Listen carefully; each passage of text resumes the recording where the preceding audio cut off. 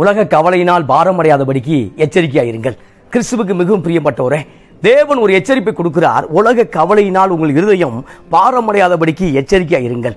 எனவே இந்த நாளில் எச்சரிக்கையா இருக்க நாம் அழைக்கப்பட்டிருக்கிறோம். எதன் மேல் எச்சரிக்கையா இருக்க வேண்டும் என்றால், உலக பாரம் நம்மை அழுத்தாதபடிக்கு, உலக கவலைகள் நம்மை அழுத்தாதபடிக்கு அதிலிருந்து வெளியே வர வேண்டும் என்று தேவன் இந்த காலை வேளையில் உங்களோடு பேசிக் கொண்டிருக்கிறார். கர்த்தர் மேல் உன் பாரத்தை வைத்து விடு, அவர் உன்னை ஆதரிப்பார் என்ற வார்த்தையை நாம் மறந்து விட்டோம். கர்த்தர் எனக்காக யாவையும் செய்து முடிப்பார் என்கிற வார்த்தையை மறந்து விட்டோம். அதை ஞாபகப்படுத்த விரும்புகிறேன். கர்த்தர் இந்த நாளில் உங்களுக்காக யாவையும் செய்து முடிப்பார். கர்த்தர் மேல் உன் பாரத்தை வைத்து விடு, அவர் உன்னை ஆதரிப்பார். இந்த பாரமுள்ள இருதயம், கர்த்தர் எனக்காக எதுவுமே செய்யவில்லை என்று சொல்லக்கூடிய இருதயம் தான் பாரமுள்ள இருதயம். கர்த்தர் எனக்காக எதுவுமே செய்யவில்லை, செய்யக்கூடாத நிலைமையில் அவர் இருக்கிறார் என்று சொல்லக்கூடிய இருதயம் தான் பாரமுள்ள இருதயமாக இருக்கிறது. கர்த்தரை நடத்துவார், கர்த்தர் என்னை பார்த்து கொள்வார் என்கிற இருதயம் தான் நிச்சயமாய் தேவனோடு உங்களை அழைத்து செல்லும் பிரியமானவர்களே. எனவே இந்த நாளில் உங்கள் இருதயம் உலக கவலையினால் பாரமடையாதபடிக்கு எச்சரிக்கை இருங்கள். எதற்கு எச்சரிக்கை வேண்டும் என்றால், உலக கவலை ஒவ்வொரு நாளும் அழுத்தும் பொழுது நீங்கள் என்ன செய்கிறீங்கன்னா, பிரசன்னத்தை விட்டு விடுகிறீர்கள், நீங்கள் விசுவாசத்தை விட்டு விடுவீர்கள். எனவே இந்த நாளில் மறுபடியும் உங்களுக்குள்ள விசுவாச கதவு திறக்கப்படுவதாக, விசுவாசம் தட்டி எழுப்பப்படுவதாக. வாசிப்போம் லூக்கா புத்தகம் 21ஆம் அதிகாரம் 34 வாசிக்கும் பொழுது, உங்கள் இருதயங்கள் பெருந்திண்டியினாலும் வெறியினாலும் லௌகிக கவலையினாலும் பாரமடையாதபடிக்கு நீங்கள் நினையாத நேரத்தில் அந்த நாள் உங்கள் மேல் வராதபடிக்கு எச்சரிக்கையாக இருங்கள். ஒரு நாள் வருக போது, அது மனுஷகுமாரனுடைய வருகையாக இருக்கிறது. ஆண்டவருடைய இரண்டாம் வருகையை குறிக்கிறது. அந்த மனுஷகுமாரனுடைய வரக்கூடிய நாட்களில் கவலைப்படும் பொழுது அந்த வருகையவே நாம் என்ன பண்ணிடுறோம் அப்படின்னா மிஸ் பண்ணிடுறோம். அந்த வருகைக்கு ஆயத்தமாக இருக்க அழைக்கப்பட்ட நாம் தேவையற்ற கவலைகளை சுமந்து கொண்டிருக்கும் பொழுது, தேவையற்ற கவலைகளால் ஆட்கொள்ளப்படும் பொழுது வருகையை தொலைத்து விடுகிறோம். முதலாவது பிரசன்னத்தை தொலைத்து விடுகிறோம், இரண்டாவது தேவனுடைய விசுவாசத்தை தொலைத்து விடுகிறோம். அதுக்கப்புறம் ஏதோ சில காரியங்கள் அதிகமாக கவலைப்பட்டு இப்பொழுது வருகையை தொலைத்து விடுகிறோம். எனவே ஆண்டவர் எச்சரிக்கையாக சொன்னார். அப்போ லௌகிக கவலை என்பது நிச்சயமாய் வராமல் இருப்பதல்ல, வரும். ஆனால் அந்த கவலைகளே நாம் அதிக நேரம் டிராவல் பண்ணக்கூடாது. அந்த கவலைகளே அதிக நேரம் பயணப்படும் பொழுது நாம் என்ன செய்கிறோம் அப்படின்னா, பிரசன்னத்தில் மாத்திரமல்ல அநேக காரியங்களை தோற்று விடுகிறோம். எனவே இந்த நாளில் தோற்று போயிருக்கூடிய அருமையான சகோதரா, கர்த்தருடைய வார்த்தை உனக்கு நேராக வருகிறது. தோற்று போயிருக்கூடிய அருமையான சகோதரியே, தேவன் உன்னோடு பேசுகிறார். நீ மறுபடியும் கவலைகளை உதறி தள்ளிவிட்டு, கர்த்தர் இந்த நாளில் எனக்காக யாவையும் செய்து முடிப்பார், இந்த நேரத்தில் கர்த்தர் எனக்காக ஏதோ கிரியை செய்து கொண்டிருக்கிறார் என்று விசுவாசிக்கும் பொழுது நீ மகிமையை காண முடியும். ஆண்டவர் சொல்லும் பொழுது மார்த்தாளை குறித்து கர்த்தர் சொல்கிறார், மார்த்தாளே நீ அநேக காரியங்களை குறித்து கவலைப்பட்டு கலங்குகிறாய். கவலை வரும்பொழுது ஒரு கலக்கம் உண்டாகுது பிரியமானவர்களே. கவலை வரும்பொழுது தேவையற்ற பயம் உண்டாகிறது, கவலை வரும்பொழுது வியாதிகள் உண்டாகிறது, கவலைகள் வரும்பொழுது மரணங்கள் உண்டாகிறது. எனவே மார்த்தாளே அநேக காரியங்களை குறித்து கவலைப்பட்டு கலங்குகிறாய். கிச்சனில் கிறிஸ்துவுக்கு சாப்பாடு ரெடி பண்ணணும். ஆமாம், ஆண்டவராக இயேசு கிறிஸ்து பெத்தானியாவுக்கு வருகிறார். பெத்தானியாவுக்கு வரும்போதெல்லாம், அதை சுற்றி இருக்கக்கூடிய ஏரியாவுக்குள் வரும்போதெல்லாம் மரியாள் மார்த்தாள் லாசருவிடத்தில் ஸ்டே பண்ணுவார். இப்போ பெத்தானியாவுக்கு வரும்பொழுது மார்த்தாள் வீட்டில் தங்கும் பொழுது கிச்சனில் பெரிய வேலை, அதை குறித்து ஒரு பெரிய பாரம் உண்டாகிறது. இந்த நாளில் நமக்கு கடமைக்கும் பாரத்துக்கும் வித்தியாசம் தெரியலை. கடமை என்பது நாம் செய்யக்கூடிய ரெகுலராக செய்யக்கூடிய காரியங்கள் கடமையாக இருக்கிறது. அந்த கடமையெல்லாம் நீங்கள் பாரமாய் கருதும் பொழுது அது உங்களை அழுத்தி கொன்றும் பிரியமானவர்களே. எனவே மார்த்தாளுடைய கவலை பார்க்கும்போது கிச்சனில் இருக்கக்கூடிய அந்த காரியங்கள் மார்த்தாளுக்கு பெரிதாக காணப்பட்டது. எனவே ஆண்டவர் சொல்லும் பொழுது அநேக காரியங்களை குறித்து கவலைப்பட்டு கலங்குகிறாய். ஆனால் மரியாளோ நல்ல பங்கை தெரிந்து கொண்டால், இந்த நல்ல பங்கு என்பது விசுவாசத்தின் தொடக்கமாக அமைகிறது. நல்ல பங்கு என்பது தேவன் என் சார்பில் இருக்கிறார், தேவன் எனக்காக யாவையும் செய்து முடிப்பாருங்கிறதா நல்ல பங்கு. நல்ல பங்கு என்பது தேவனுடைய சமூகமாக இருக்கிறது, நல்ல பங்கு தேவனுடைய பிரசன்னமாக இருக்கிறது, நல்ல பங்கு என்பது தேவனுடைய பாதமாக இருக்கிறது. எனவே ஆண்டவர் ஊழியத்தை ஆரம்பிக்கும் பொழுது, ஊதியத்தை தொடங்கும் பொழுது மத்தேயு புத்தகம் 11ஆம் அதிகாரம் 22 வாசிக்கும் பொழுது, வருத்தப்பட்டு பாரம் சுமக்கிறவர்களே நீங்கள் எல்லாரும் என்னிடத்திலே வாருங்கள், நான் உங்களுக்கு இளைப்பாறுதல் தருவேன், ரெஸ்ட்டை தருவேன். ஆமாம், கிறிஸ்துவ வாழ்க்கையை ரெஸ்ட்டில் தான் ஆரம்பிக்குது. ஆமாம், கிறிஸ்துவ வாழ்க்கையே நான் உங்களுக்கு இளைப்பாறுதல் தருவேன். இந்த கால வேளையில் இளைப்பாறுதலை விட்ட ஊழியர்களே, இளைப்பாறுதலை விட்ட விசுவாசிகளை மறுபடியும் இளைப்பாறுதலுக்குள் திரும்பும்படியாக தேவன் விரும்புகிறார். ஆம், கர்த்தருக்கு நன்மை செய்தபடியால், ஆமாம் கர்த்தருக்கு நன்மை செய்தபடி அவரை பாடுவேன். அது மாத்திரமல்ல, என் ஆத்துமாவே கர்த்தருக்கு நன்மை செய்திருக்கிறார், நீ இளைப்பாறுதலுக்கு திரும்பு என்று வார்த்தையை சங்கீதத்தில் வாசிக்கிறோம். இந்த கால வேளையில் கர்த்தருடைய ஊழியமே, கர்த்தருடைய முதல் வசனமே வருத்தப்பட்டு பாரம் சுமக்கிறவர்களே. ஆமாம், பாரத்தை நீங்க சுமக்காதீங்க, கவலைகளை நீங்களா சுமக்காதீங்க, அந்த பாரத்தை கிறிஸ்து மேல வச்சிருங்க, அந்த காரியத்தை கிறிஸ்து மேல வச்சிருங்க.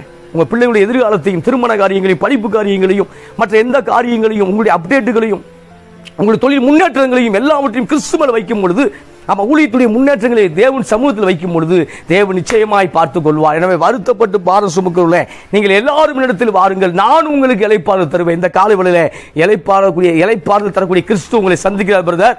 இளைப்பாறுதல் தரக்கூடிய சகோதரர் கிறிஸ்து உங்களை சந்திக்கிறார் சகோதரியே. எனவே இந்த நாளில் மருத்துவமனையில் போராட்டத்தோடு பார்த்து கொண்டிருக்கிற, வியாதியின் போராட்டத்தின் விளிம்பிலே பார்த்து கொண்டிருக்கிற, கடன் பிரச்சனைகளின் போராட்டத்தோடு பார்த்து கொண்டிருக்கிற, குடும்ப நெருக்கடியில போராட்டத்தோடு பார்த்து கொண்டிருக்கிற தேவ பிள்ளைகள் கத்த சொல்லுகிறார் என்னவென்றால், இந்த போராட்டம் தற்காலிகமானது, இந்த போராட்டம் நிரந்தரமானதல்ல.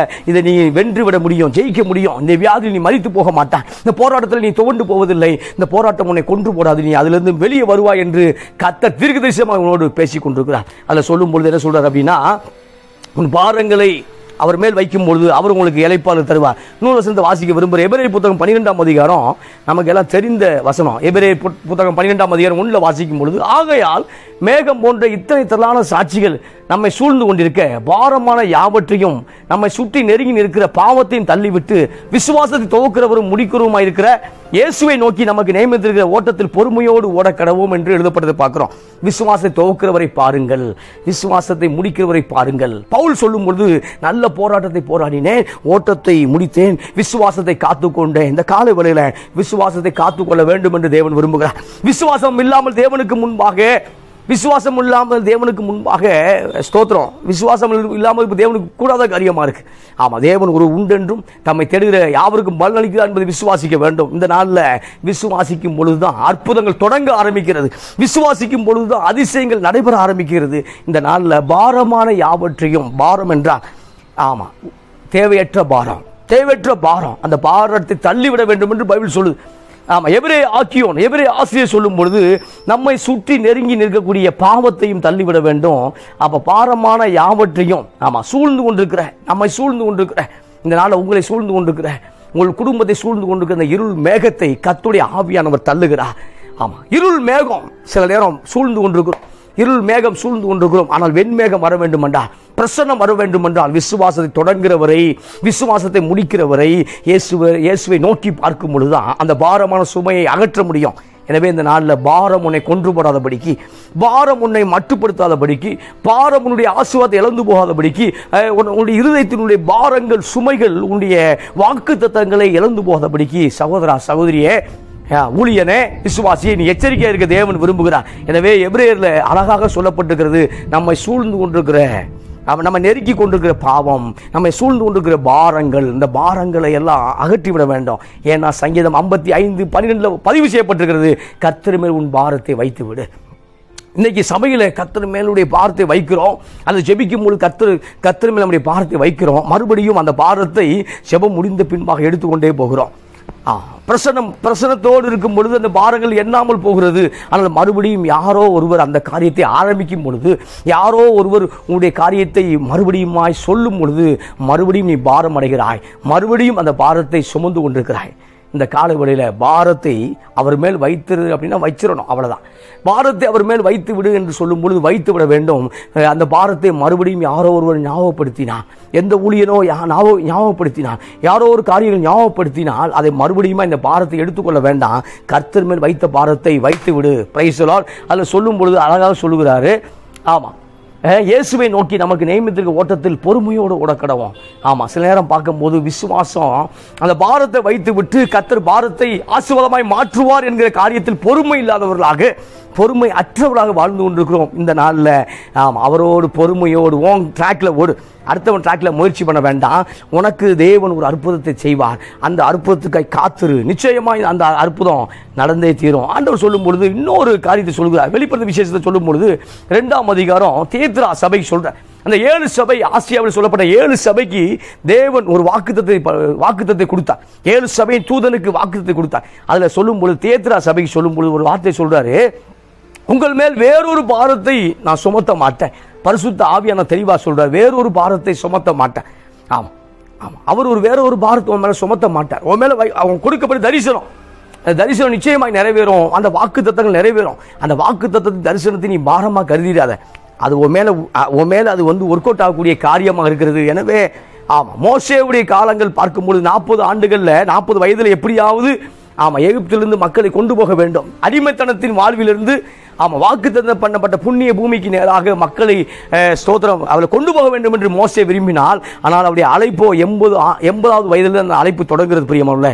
எனவே இந்த காலவெளியில் கர்த்தர் உங்களோடு பேசுகிறார் என்னவென்றால், உன் அழைப்பு சில தாமதமாகலாம், பொறுமையோடு காத்திருக்கும் பொழுது நிச்சயமாய் நீ ஓட்டத்தை ஓடி முடிக்க முடியும். பவுல் சொன்னது போல பவுலுக்கு ஒரு டயத்தை வச்சிருந்தார். அது வரைக்கும் பார்க்கும்பொழுது அநேக கிறிஸ்தவர்களை உபத்திரப்படுத்தின பவுல் அது வரைக்கும் தமஸ்குல பார்க்கும் பொழுது அங்க பக்கத்துல சிரியா நாட்டில் தமஸ்குலையும் மக்களை கிறிஸ்தவரை துன்பப்படுத்த வேண்டும் என்று அலைந்த பவுல், ஆனால் ஒரு நாள் வரும் பொழுது அப்போஸ்தலர் 9ஆம் அதிகாரத்தில் வாசிக்கும் பொழுது கர்த்தர் சவுலை சந்தித்தார், கர்த்தர் பவுலாக்க மாற்றினார், கர்த்தர் பவுலை கொண்டு பெரிய ஒரு தரிசனத்தை வைத்திருந்தார். அந்த காலவெளியில உன்னை கொண்டு ஒரு பெரிய தரிசனம் இருக்கிறது. எனவே இப்போது பாடுகளை பார்த்து கொண்டு பிரச்சனை போராட்டங்களை பார்த்து கொண்டு அந்த தரிசனத்தை இழந்து விட வேண்டாம் என்று கர்த்தர் தீர்க்க தரிசனமாய் பேசிக் கொண்டிருக்கிறார். Praise God. அப்ப சொல்லும் பொழுது ஆண்டவர் சொல்றாரு, பரிசுத்த ஆவியானவர் வெளிப்படும் விசேஷம் தேத்ரா சபைக்கு சொல்றாரு, வேறொரு பாரத்தை நான் உங்கள் மேல் சுமத்த மாட்டேன் அப்படின்னா, அப்புறம் சாத்தான் சில பாரங்களை சுமத்தி கொண்டிருக்கிறான்.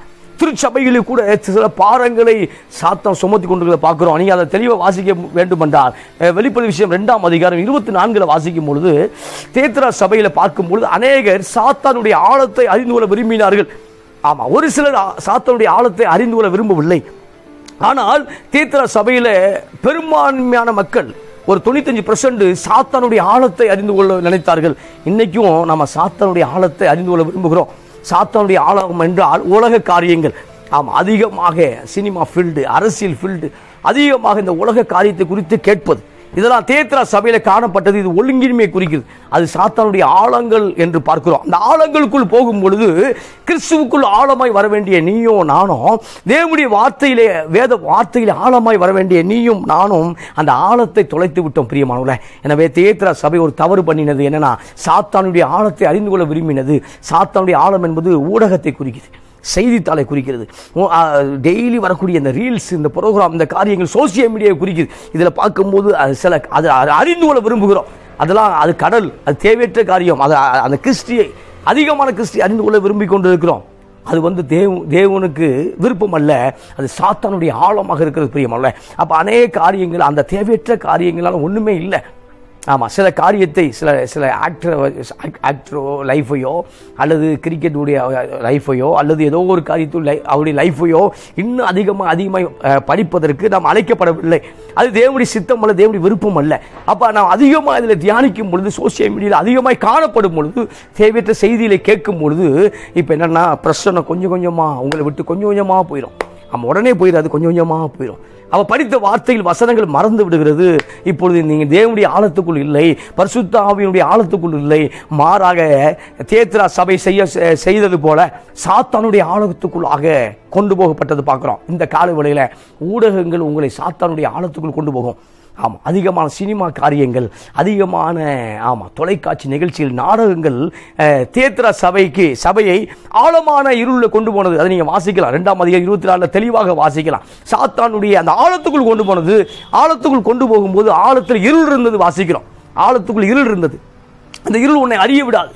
இப்ப நீ பார்க்கும்போது ஜலத்தின் மேல் அசைவாடி கொண்டிருந்த பரிசுத்த ஆவியானவரை பார்க்கும் பொழுதுதான் உனக்குள்ள வெளிச்சம் உண்டாகும் பிரியமானவர்களே. எனவே வெளிச்சம் உண்டாக கடவுது என்று சொன்னாரே, அந்த வெளிச்சம்தான் கவலைகளை தள்ளுகிறது. அந்த வெளிச்சம் பிரசன்னத்தை குறிக்கிறது. அந்த பிரசன்னம் தான் நம்முடைய பாரத்தை அகற்றுகிறது பிரியமானவர்களே. இந்த கால வேளையில லௌகிக பாரங்களினால அன்லிமிட்டட் ஃபுட்ஸ், வெறி, குடி வெறி, அதனால பாரமடையக்கூடிய பெருந்திண்டினாலும் பெருந்திண்டி வெறியினாலும் சில வெறி பார்க்கிறோம். எப்போது வெறி பிடித்தவர்களாக அழைகிறார்கள், மதுபான வெறி பிடித்தவர்களாக அழைகிறார்கள்.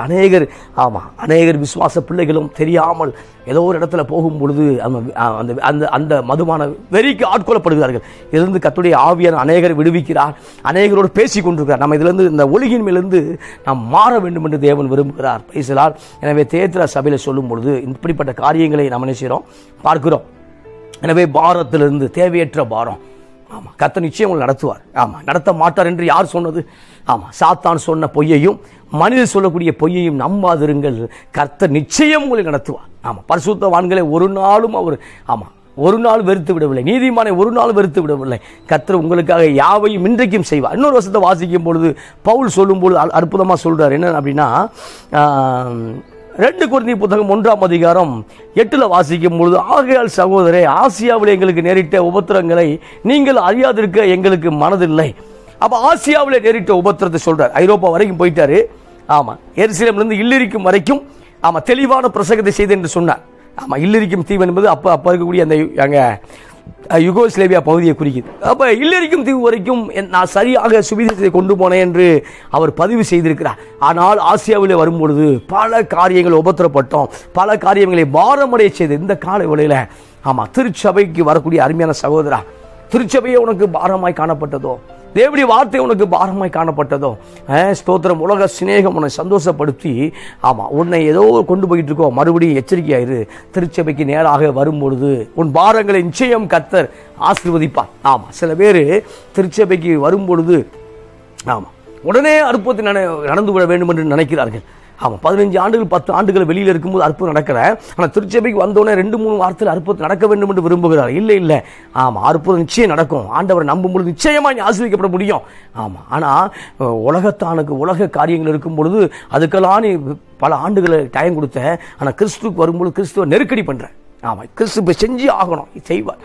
அவர் சித்தப்படி செய்யும் பொழுது பெஸ்ட்டாக கிடைக்கும். அவர் சித்தப்படி செய்யும் பொழுது இப்போ பவுல் தன்னுடைய ஊழியத்தில் அவராக எங்கேயும் போகலை. பரிசுத்தாவி நடத்தும் பொழுது அந்த இடத்துக்கு அவர் செய்கிறத பார்க்குறோம். பரிசுத்தாவி எங்கு போக சொல்லுகிறாரோ அங்கு தான் தன்னுடைய ஊழியத்தை பவுல் செய்து கொண்டிருந்தார். அதனால தான் பவுலுடைய ஊழியம் வெற்றியாக இருந்தது பிரியமானவர்களே. எனவே இந்த நாளில் சித்தத்தை செய்கிறவர்களாக நாம் மாற வேண்டும். சித்தம் செய்யும் பொழுது நம்ம ஆரமடைய மாட்டோம்.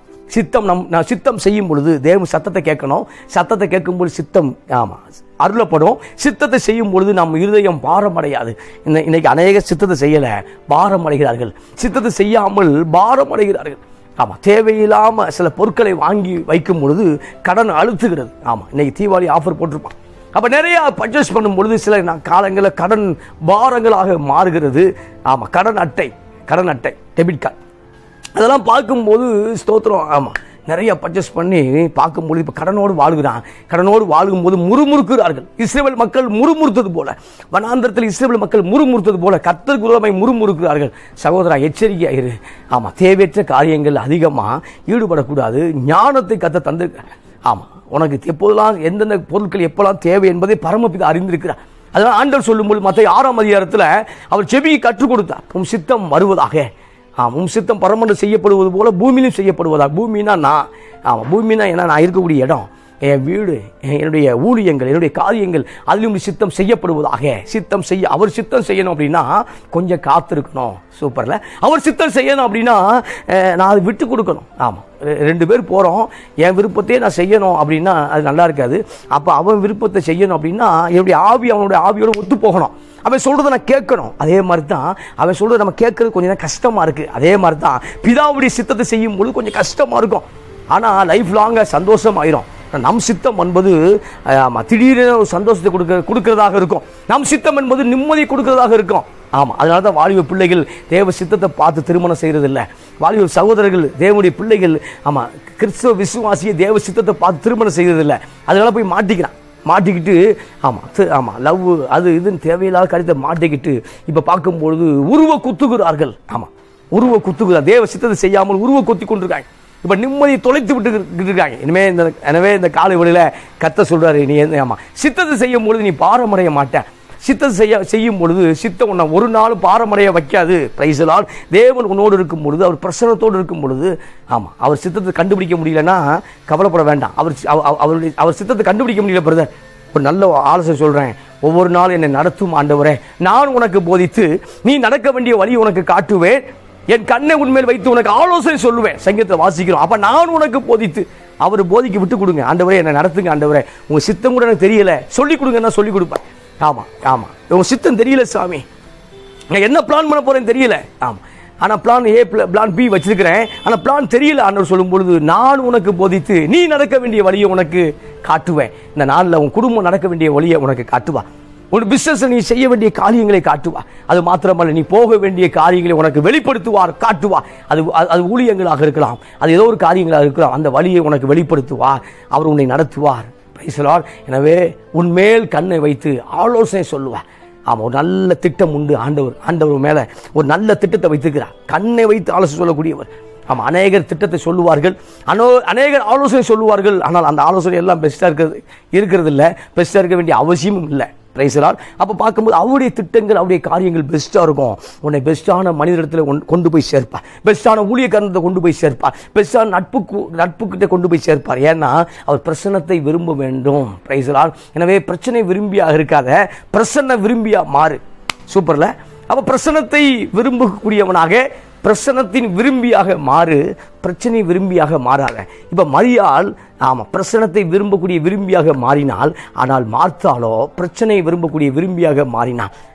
உன்னுடைய தெரிந்தெடுப்பு தான் உன்னுடைய அந்த எதை சூஸ் பண்றியோ அதுபடி நீ நடக்க முடியும். எனவே சித்தம் செய்ய வேண்டும் என்று நீ சூஸ் பண்ணும் பொழுது அதுபடி நடக்க முடியும். எனவே பவுல் எப்பொழுதும் தனியாக சித்தத்துக்கு விட்டு வெளியவே போகல, பரிசுத்த ஆவியானவரோட இருந்தார். அதனால தான் ஒரு இடத்துக்கு பிளான் பண்றாரு, பரிசுத்த ஆவியானவர் தடுத்தார்.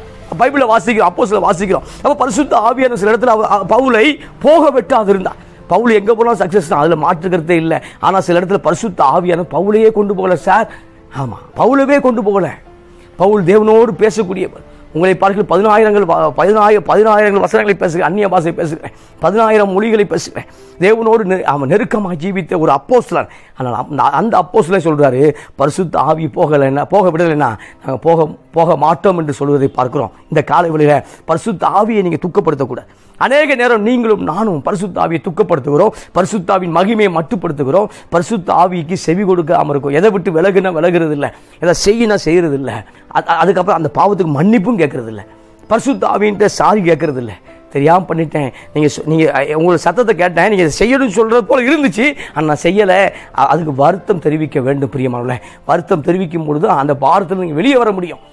சில நேரம் பார்க்கும்போது பாரத்திலே இருக்கும் பொழுது அந்த பாரத்தை கர்த்தர் உண்டாக்குற பாரமா, பரிசுத்த ஆவியானவர் கொண்டு வரக்கூடிய பாரமா, அல்லது உலக பாரமானே சில கண்டுபிடிக்க முடியல. ஏன் கண்டுபிடிக்க முடியலன்னா, இவன் சித்தத்தை செய்யவே இல்லை, இவன் பிரசன்னத்தில் இருக்கவே இல்லை, இவன் பிரசன்ன விரும்பியாக மாறவே இல்லை. அதனால பிரச்சனையோடு வாழ்ந்து கொண்டிருக்கிறான். எனவே பவுலுடைய ஊழியங்கள் சிறப்பாக இருப்பதற்கு காரணம் என்னவென்றால், அவர் பிரசன்னத்தை விரும்பினார், தேவ சித்தத்தை அறிந்து கொள்ள முயற்சித்தார். அது மாத்திரமல்ல, கனவிலும் கர்த்தர் பேசுகிறார். அப்ப மக்கதோனியாவில் இருந்து ஒருவன் எனக்கு உதவி செய்யும் என்று கூப்பிடுவதை ஒரு கனவு கண்டார். அது அப்போஸ்தலர்ல வாசிக்கிறோம். மக்கதோனியா ஒருவன், மக்கதோனியாவில் ஒருவன் வந்து எங்களுக்கு உதவி செய்யும் என்று சொல்வதை போல ஒரு கனவு கண்டார். இப்ப பார்க்கும்போது நான் மக்கதோனியாவுக்கு போக விரும்புகிறேன். அப்போ அவருடைய கிழக்கு நோக்கி போய் கொண்டிருந்தவர், ஈஸ்ட் நோக்கி போயிருந்தவர் வெஸ்ட்டுக்கு நேராக போட்டை திருப்புறார். அப்படின்னா மக்கதுனியாவில் ஒரு எழுப்புதலை வைத்திருந்தார். Praise the Lord. இந்த காலை வேளையில தேவன் உங்களை பவுலை மக்கதுனியாவுக்கு அழைத்து கொண்டு போனது போல தேவன் ஏதோ ஒரு பட்டணத்தை உங்களை அழைக்க விரும்புகிறார் சகோதரா, ஏதோ ஒரு நாட்டுக்கு அழைக்க விரும்புகிறார் சகோதரியே, ஏதோ ஒரு இடத்துக்கு கர்த்தர் உன்னை கொண்டு பெரிய காரியம் செய்ய விரும்புகிறார். எனவே தேவையற்ற பாரங்கள், லௌகிக கவலைகள், லௌகிக கவலைகள், சில பேரை பார்க்கும்போது இப்போதான் பெண் குழந்தை பிறந்திருக்கோம், அதை குறித்தான பெரிய கவலைகளை பார்க்குறோம்.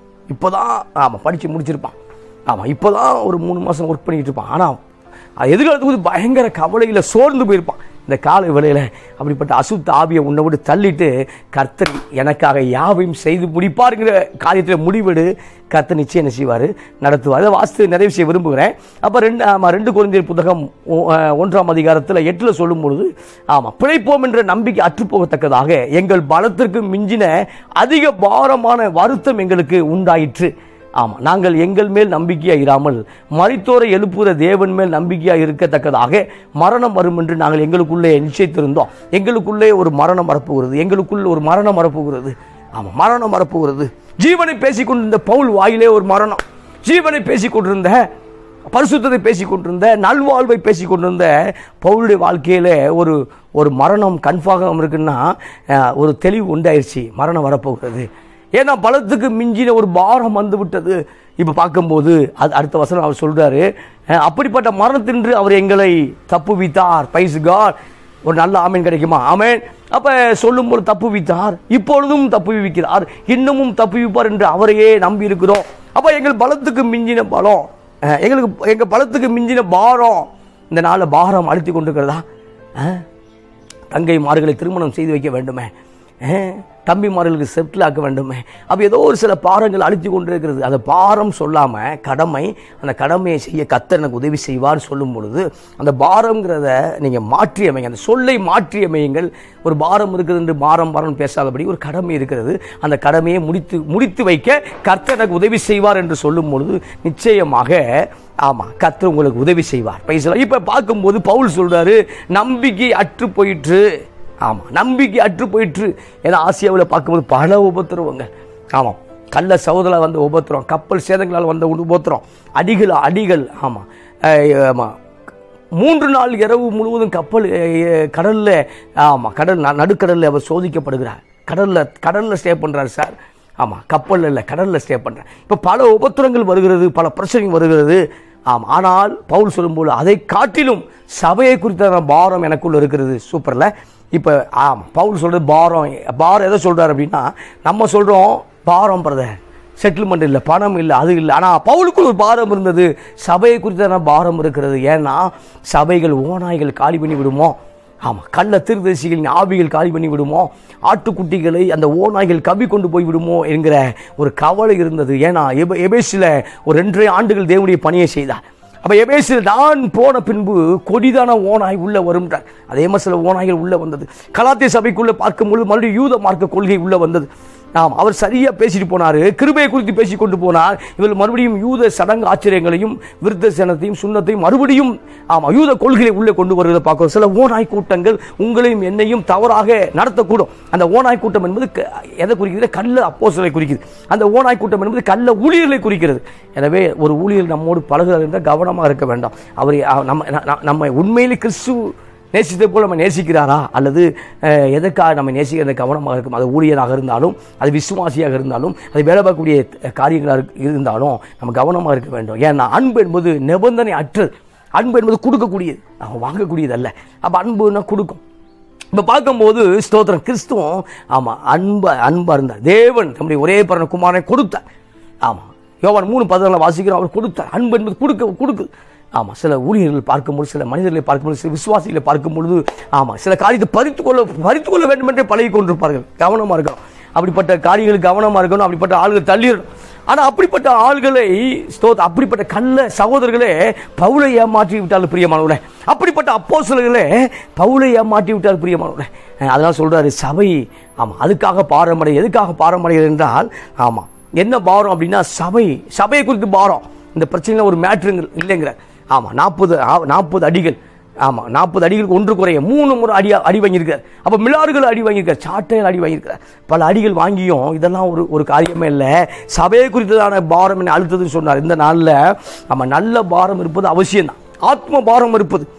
என் ஜனங்கள் மனம் திரும்ப வேண்டும் என்கிற ஆத்ம வாரத்தோடு அடைவது நல்லது. என்னுடைய திருநெல்வேலி மாவட்டங்கள், என்னுடைய விருது மாவட்டங்களின் தேசம் ரட்சிக்கப்பட வேண்டும் என்கிற அந்த பாரத்தோடு இருப்பது நல்லது. ஆனால் நமக்குள்ள இருப்பது வேத பாரங்களாக இருக்குது, வேற பாரம். அந்த பாரம் என்பது நம்மளை சுற்றிக்கூடிய பாரமாக இருக்கிறது, நம்ம சுற்றிக்கூடிய நெகிழ்வாக இருக்கிறது. இதை தேவன் வெறுக்கிறார் பிரியமானவர்களே.